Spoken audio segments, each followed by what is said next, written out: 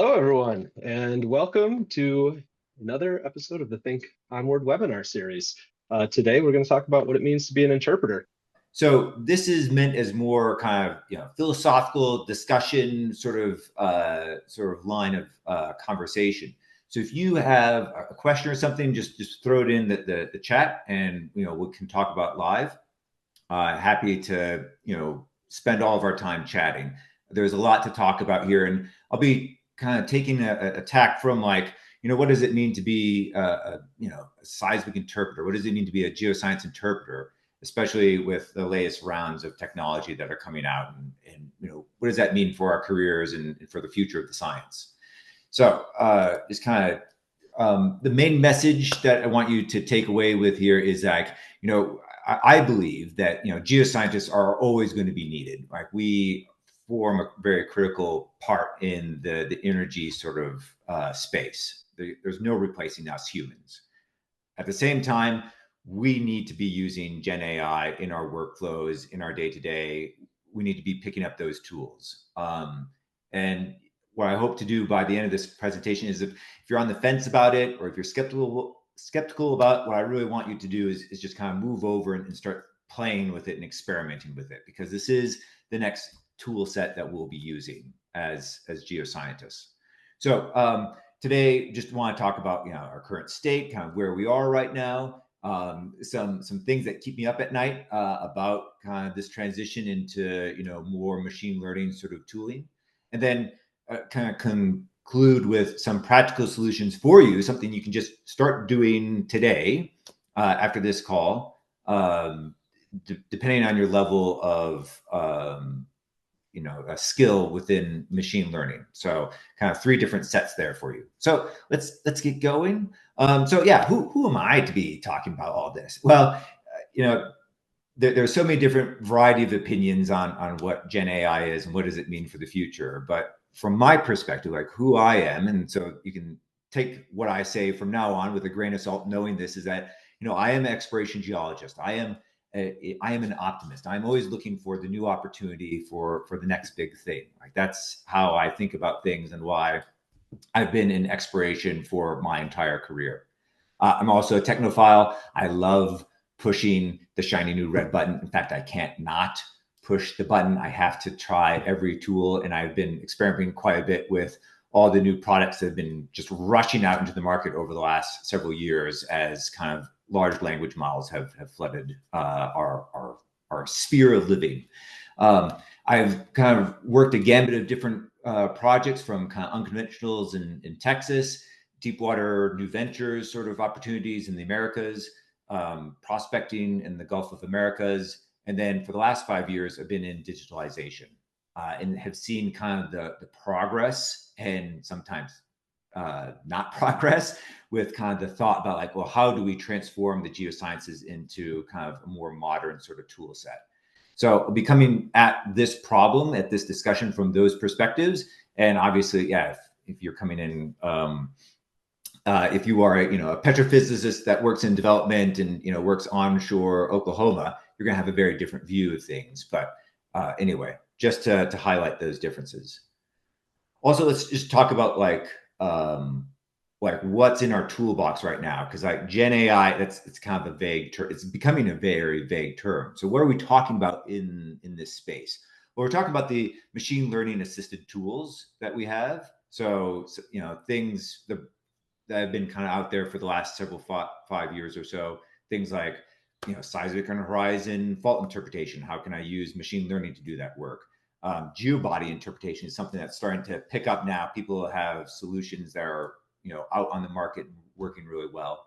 And if you want to hear some suggestions there, happy to talk about those. Things with well log processing, with integration of data types, and also just like the mounds of unstructured data and how do we tear those apart. So we're talking a little bit about those, but also just want to think about like, what space does LLMs make for us? And those are, our chatbots that you would see with a Claude or an OpenAI or a Gemini. They're the RAGs, the retrieval augmented generation systems. Those are kind of the local sort of databases that allow us to interrogate something using an LLM. we'll talk about those in just a bit. And then also kind of the things that's becoming really hot over the last 6 months is like code generators and what we can do with those. And then, on the near horizon is agents, and just, yeah, that's a little bit of a loaded word right now because it's a little bit too hot. But what we mean by agents is I can build a little LLM widget that knows enough about the problem space that it's operating in that can go call different tools and assemble sort of a workflow. And it can do that autonomously. So if I want to have an agent that does well log cleanup, right, it knows all the different Python libraries that are needed to load the well, clean the well, despike the curves, etc., rename them in Onyx. It's able to go out and do those things. It can come back to humans for help, but it is running autonomously. So we have just kind of 3 kind of generic questions. Let us know kind of how you feel about kind of this space. And that can kind of encourage kind of how we want to, what we talk about going forward. Yeah, we are aligned on the first statement about kind of, is this a threat? Is this an opportunity? At least some of us are. And then, yeah, we're also kind of, yeah, we'll talk about this for question 2, like, what does it mean for data quality? What does it mean for keeping humans in the loop? And yeah, it's interesting, yeah, kind of level of work. So we'll kind of gauge things towards kind of more of the intermediate sort of use cases, but we'll give some suggestions for our folks that are just starting on the journey. So my apologies to all the experts. I created the poll and I definitely copy paste errored. So all the experts in the room, I apologize for not giving you credit. Yeah, masters of the universe. Well, cool. Well, we just talked about this. I think, people, there, as we all know, there's a variety of different thoughts out there about what does the future of Gen AI mean. Certainly I'm in the camp, and I think most of you are in the camp that, there will be change. It's going to destroy old jobs, but it's going to be, usually when technology takes hold, there's always, opportunity, there's space to grow. And I think this is no different. And that, it's my position here. And I hopefully by the end of the presentation, just argue that, there's no replacing us.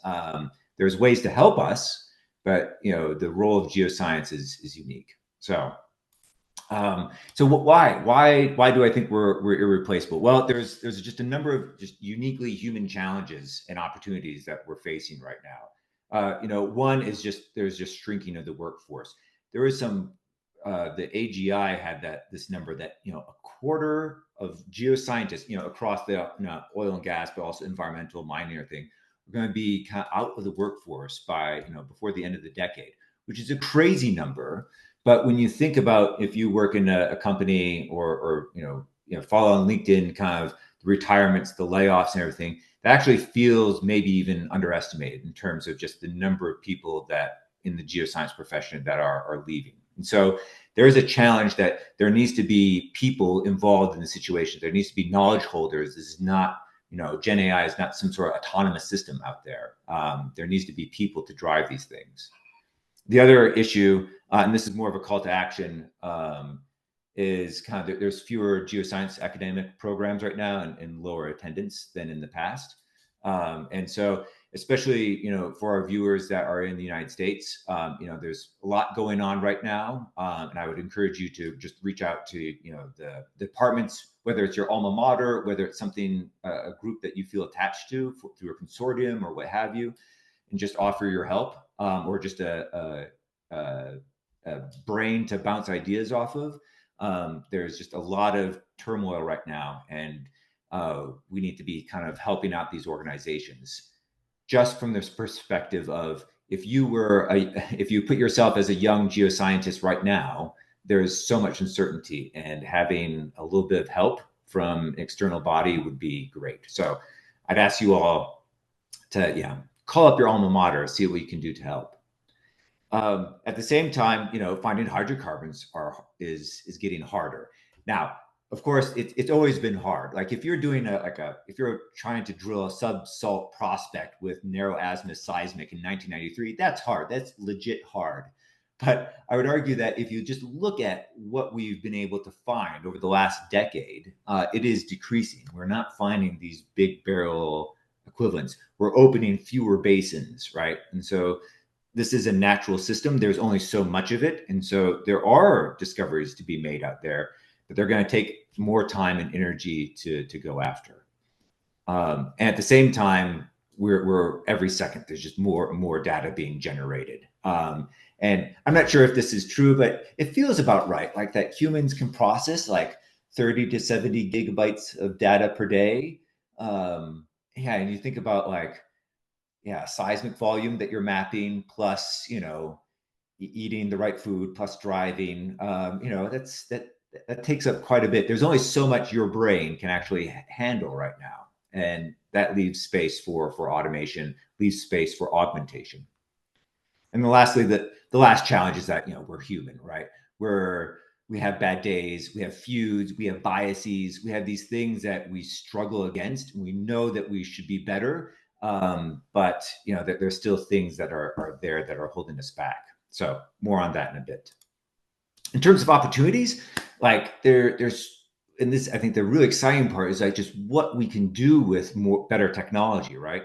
Like better data management raises all boats. Like I'm really excited about like bringing Gen AI into sort of data management processes to be more vigilant, to clean up things, to go deeper into metadata, population, everything. That's such a useful thing, and that opens so many more doors.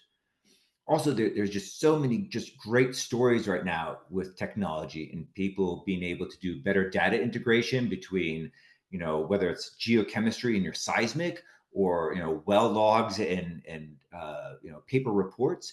There's some amazing integrations that are now becoming possible because we just have the compute and we have the code that allows us to do that. Also, like you think about like basin models are such fascinating pieces of work, but they're so expensive to build and hypothesize around. Compute is going to give us the ability to do those faster. And then FWI is just amazing. If you haven't worked on a full waveform inversion data set, you just need to. It's so wonderful. I just FWI everything these days, like including my dog, which is why my Mid-Journey experiment for last night. I think it turned out all right. Just a little unsettling. Anyway, all these products are just we know that they're valuable, and the idea is that like we can really just speed up these things if we're leaning a little bit more on technology. And then conversely, the other opportunities, we are human, like we are creative, we have diversity of thought, we can have really big ideas and everything. And if we can have something that can help us augment on that, that just enhances what we are. It's like adding 50 IQ points, right, to our arsenal.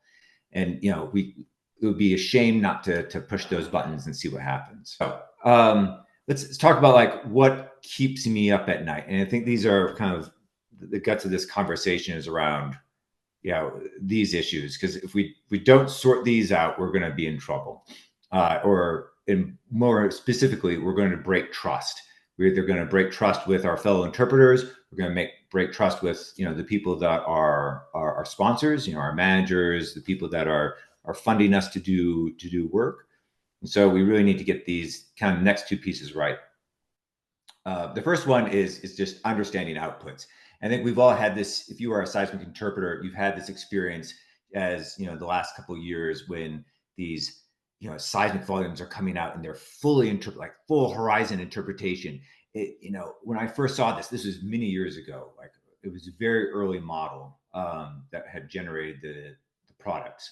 I spent the first 3 minutes just in awe of like what had been created. Like, wow, it's like 80 horizons in this volume. And then I spent minute 4 to minute 60 just completely flummoxed by like, why is it doing such a bad job? Why is it crossing horizons? Why is it missing this fault? Why is this? And then beyond minute 60, I didn't pick up the tool again because I saw that it was too much of a time sink, too much of an issue to actually go back and try to work with that model. And that's where we are right now, or we can be in that spot with generative AI sort of solutions.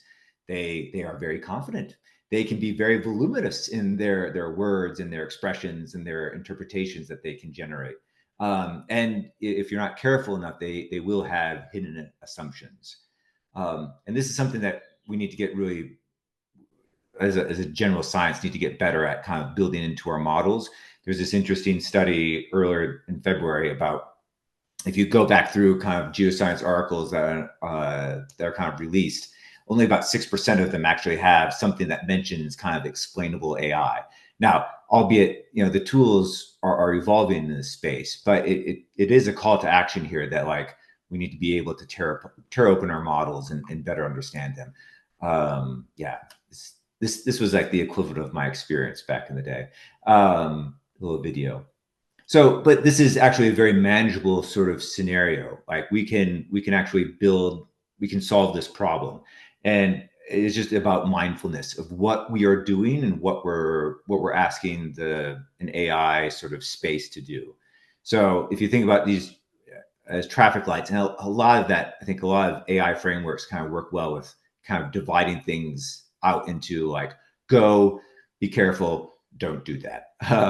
So, the first one that I think Gen AI is really exceptionally great for is just kind of creativity and exploration. So, can it give me a field of wildflowers, a field of different ideas? And again, this is my exploration mindset coming in. But, like, because of my history, I've worked in mostly the Western Hemisphere, and I've worked a lot in Texas. I have a certain bias towards analogs to play concepts to the way petroleum systems work. And if I can use Gen AI to shake myself out of that, or to give me different ideas, that actually just makes me a better geologist. And so at this point, I'm just giving it a bunch of ideas. I'm generating a bunch of ideas, and I then choose which ones I want to follow and which ones I want to dig into. Kind of the next level down is kind of like, where you need to be a little bit more careful, more cautious, is kind of like the clever intern sort of problem, where you are turning it out to do horizon interpretation or fault interpretation, or write a summary of all the mud logs in this part of the play segment. In these cases, yeah, the clever intern will go out, they will do the work, but you need to be able to sit there and be able to QC the work and be able to judge what's going wrong and right. It can be very subtle about kind of where Gen AI can go in off in different directions. And so it does take vigilance right now, just like a clever intern. That being said, there are just a lot of great tools out there for seismic interpretation that can really truly help and are better guides than kind of my first experience. But those are still things that you're getting closer to an end product, and therefore need your attention and your QC a little bit more. And then lastly, there are things that you just should not be using it on, or using very sparingly, like safety critical things or operations. This is getting really close to people's safety and large investments. And so this is where the human needs to be more involved and more integrated into the system. Now, you can still have Gen AI using it, but instead of saying, hey, do the pore pressure analysis for me, you can say, build me a widget, build me a Python code, or clean up this data that allows me to do this analysis. So it can be more of a helper, kind of another set of hands. But again, it needs to have your QC, your data set behind it, your decision that will make it more valuable and legitimate. So I feel like those kind of traffic light sort of setup kind of covers kind of how we can go, at least for right now, start experimenting more with Gen AI and AI in our workflows. The second piece of thing that I worry about, and this is the chewier bit, is kind of losing hands-on skills. And I love old cross sections and geological maps. And so I was looking at this one from the Aspen area of Colorado, 1898. This is a beautiful piece of work. And the only way you were able to generate that in 1898 and now is for some lucky fellow or gal to go out and just hike up the mountains, hike down the mountains, and make notes. And only by doing that over the course of weeks are you able to formulate an idea. This is equivalent to, playing the trombone. If you're not practicing your trombone, you're losing the skill. If you're not practicing your French, you're losing your ability to master that language. If you're not taking your time to do seismic interpretation, well log interpretation, data cleanup, you are losing that skill. And sometimes we choose to lose skills because they're not very useful, or they're not useful for the moment. But the risk of generative AI, especially as we go into this agent space, is that they're going to be able to do a lot of the work, and we'll be able to sit back and just kind of watch things happen, and we will start losing our skill. We are a science, but we're also a craft, and we're a little bit of an art in geoscience, and that all of those take hands-on practice. So there's a great kind of story from the late 90s about the children of the magenta line, and there's this great podcast episode in the 99% Invisible about this, and it's about airline pilots, and it was about how kind of the older group of airline pilots were starting to become concerned about younger pilots and their reliance on autopilot, on and I guess on the cockpit. In early autopilot settings, they gave you a magenta line, and you just followed the magenta line, and you didn't worry about it. You just kind of let things happen. And there were beginning to be instances where things, bad events happen, autopilot fails, where because you had not practiced your skills, you were putting yourself and your passengers in danger. And so there was a call in the late 90s to really, hey, take a step back, every once in a while, just turn off autopilot and fly the plane yourself. Make sure your skills are sharp. And this kind of led to this interesting paradox, this automation paradox. It's technically the irony of automation, that as automatic systems get more and more complex and become more autonomous, they require more advanced human skilling to be able to master and to monitor. Because the pilot not only needs to know how to fly the plane, but the pilot also needs to understand the autopilot system. The surgeon needs to understand how the operation should go, but also how the robot that's helping it is operating and where it could go wrong.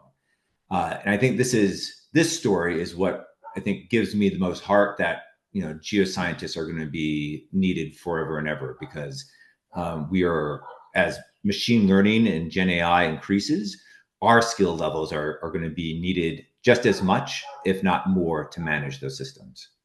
So in the previous case, I had a really great solution. There's traffic lights. Hey, we're solved. This one, I don't have one. It's just about you taking time and out of your day, blocking out 6 hours a week or something, whatever you can manage, and doing the work, and not letting things be driven by you reading the papers, you writing reports. And it's only by that process are we going to be able to maintain sharpness, and also maintain trust, because AI will go off the rails eventually. I think if we ask the people on this call about kind of stories about where they saw AI go wrong, we could talk the rest of the day about that. So it will go wrong. And so we need to be there to be able to manage it. Let's just talk about like some practical things, like what you should do right now. And so if I've got 3 examples here of things you can go chase and have fun with. The first one is Google's Notebook LM, especially if you are in kind of more of a novice position. But like if you are advanced, like Notebook LM is still my favorite tool. Notebook LM is it's free to use. If you have a Google account, you can just pop into it and start using it. It's known mostly for this stuff over here. If you can see my screen, it does the podcast, or it does like the cool like mind map that allows me to push buttons and like that's very fun. But the real practicality, the value of it is that it's a very low temperature model for you to interact with. So you can load a bunch of documents here and you just add them. You can add a variety of different sources, YouTube videos, websites, etc. And your LLM then is inspecting them, and you can start asking it interesting questions. So my practical example for you is just go pick a region of area of geology that you're familiar with. Go, load in a bunch of papers and start asking it questions that you know. And you can start experimenting. What are the limits here with what it can do? And you can start this experiment of like, how do I brainstorm? How do I work with this other entity, this AI entity, with understanding it? Again, Notebook LM is really great because these are the sources. I know exactly what the sources are, and I can be very clear about, all right, I can push that resource button. It shows me exactly where it's pulling that information from. So it gives me that confidence about what I'm working with. So if you are, interested in playing more with AI stuff, go do Notebook LM. It's crazy cool. If you are an advanced user, use Notebook LM more often. It's super great. If you're kind of more of in the blue square sort of space, you're feeling a little bit more confident, want to push your skills.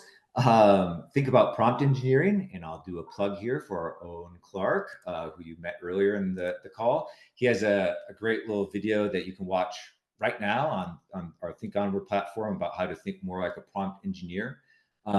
This is just a really nice kind of overview of how to build better prompts. And it's when you're able to do this, you can start experimenting with kind of different sort of personalities, different use cases, different workflows, and this will progressively grow, right? So right now I'm having a lot of fun with like building coworkers. I'm not building like Frank. That would be weird, and very rude to Frank.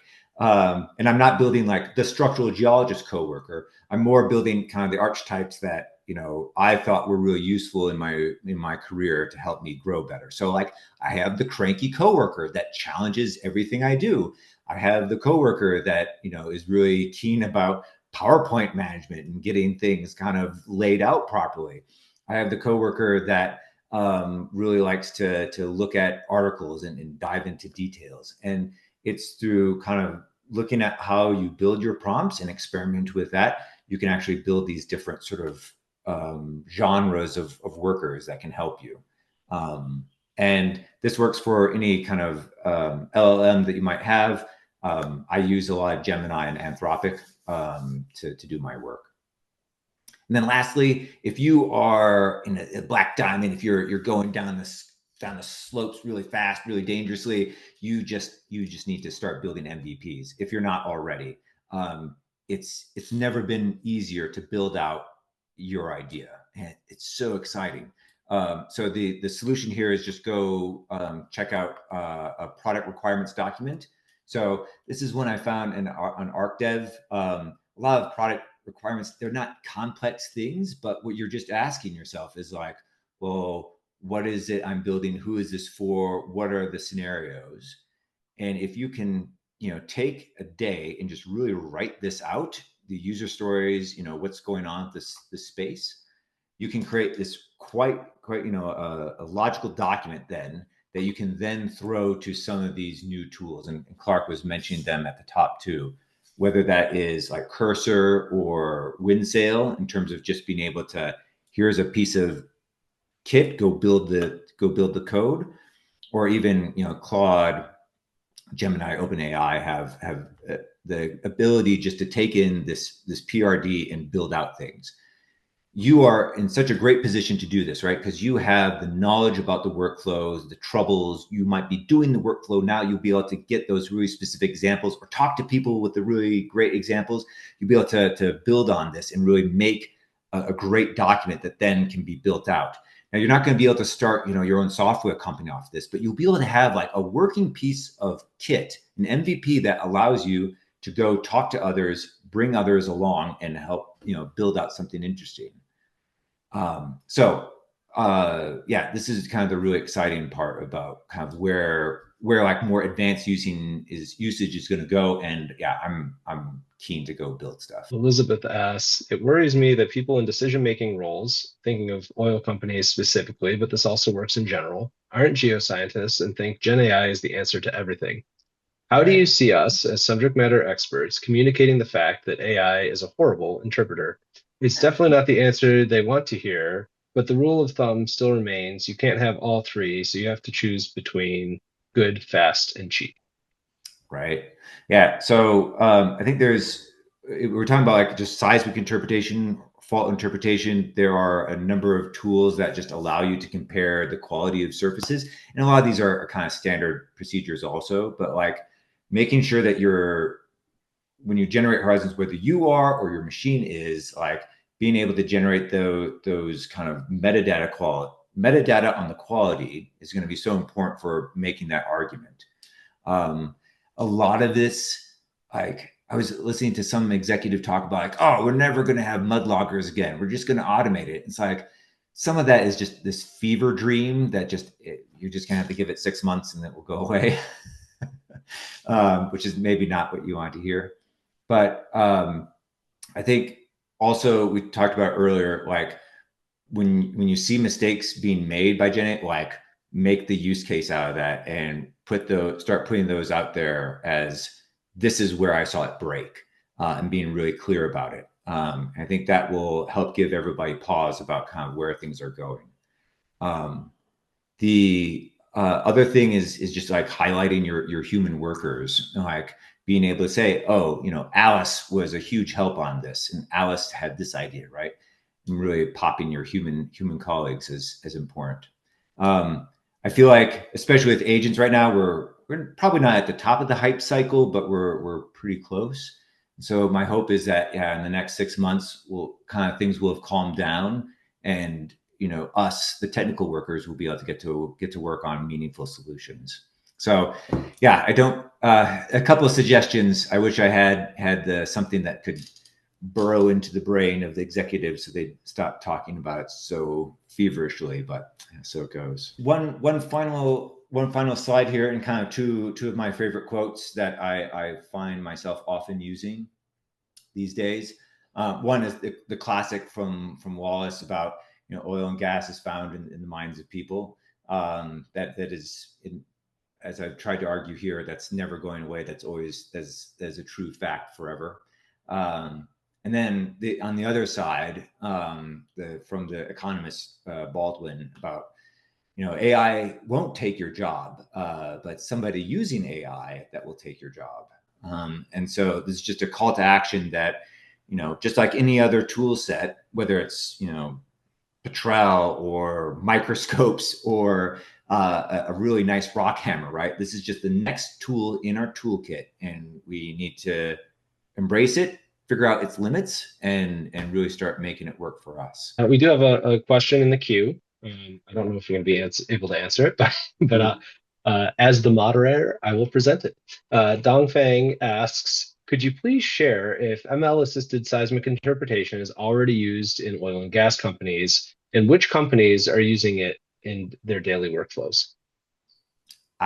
Great question. So and all, but at different levels of capacity.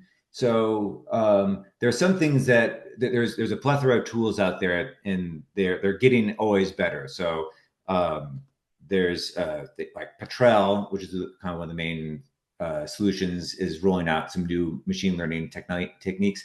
There's a bunch of fun startups in the space, like Wave has a new toolkit that allows you to do the interpretation, also QC it. Blueware is another great example of kind of something that helps you with interpretation.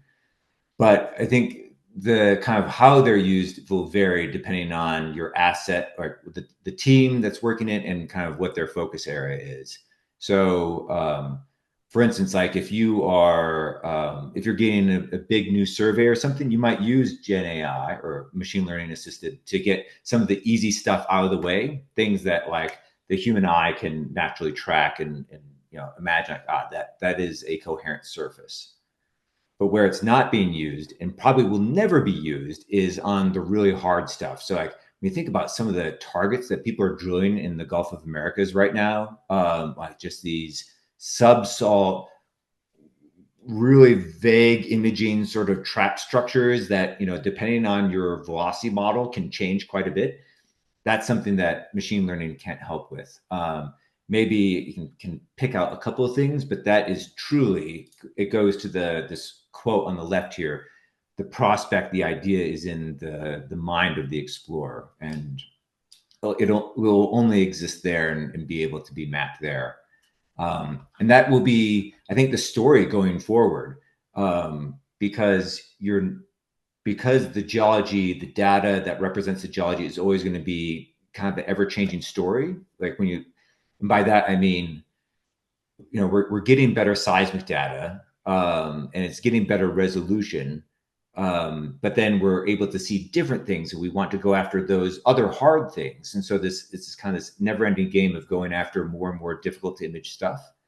So the game of machine learning to help me do the easy stuff first off, and then the human to come in and do the hard stuff later on. And I think that's how things are going to go for the next decade, because you just don't have the volume of training data necessary to create an all singing, all dancing AI model, to do that work. It's not like, cat photos, which are abundant everywhere on the earth. So anyway, cool. Great question. Thank you. Nilanjan asks, how do you see large language models or retrieval augmented generation frameworks enhancing seismic data interpretation, especially in integrating unstructured reports, well logs, and historical geoscience literature with real-time subsurface models? Yeah. Ooh, that's a great one. So there's it kind of comes back to, I think, the agent principle. So can I build a reg model that is very, again, thinking back to the Gulf of America, is like, if I give it a bunch of, the data that I understand about mega flats and weird subsalt basins and everything, about kind of the literature associated with that, I can create sort of a model that then kind of is thinking in that space and can give me better solutions. The way I would, now it's not going to be a full loop where I'll be able to send the agent out. It's going to be able to learn these things and then go out and do the interpretation, just as we were just talking about. But is it something that can, I can use as kind of a thinking partner, that, as I do my interpretation of a given salt basin, I can describe like, these are the structures I'm observing right now, or this is my top horizon. How does this look to you? How does this match anything? I can use the reg then to kind of interrogate other examples or other kind of models, and then I know if am I parallel to something that else has been drilled in another part of the basin, or am I actually going off in a different direction? And maybe I want to go off in a different direction, but at least then I know that I'm kind of in virgin territory.